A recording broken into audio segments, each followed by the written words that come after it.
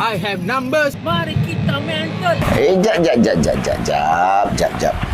Itu intro tu sikit je aku pasal cut pasal ni bukan vlog dari Bangkok Menyokong. Ini adalah Repokat. Sangat panas berguna kat pendatang ni.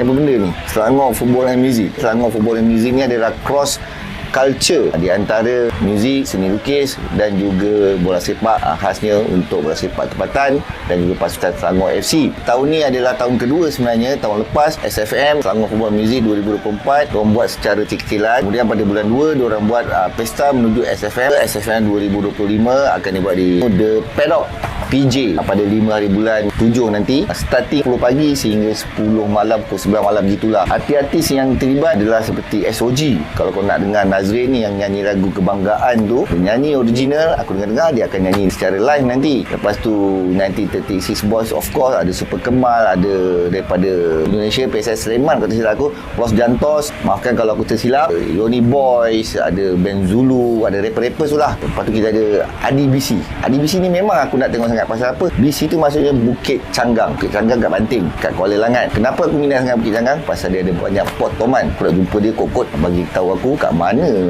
pot toman yang baik. The Mons, El Pija, Mio, Despanic.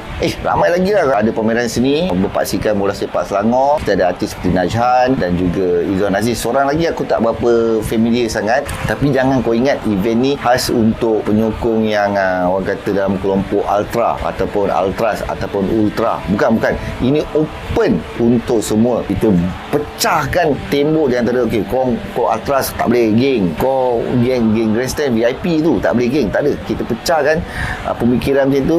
Kita gabung sama-sama datang ke event ni. InsyaAllah aku akan ada dekat situ. Jangan lupa korang cepat-cepat dapatkan tiket. Awal-awal aku dah grab, takut kehabisan Nur Lazi. Ini adalah julung-julung ataupun aku rasa boleh kata first time penyokong buat yang sebegini besar. Bagi aku besar lah ni. RM78. Kita nyanyi sama-sama lagu Kebanggaan. Kita jumpa nanti 5 bulan 7 The Paddock PJ. Adios. Repokat.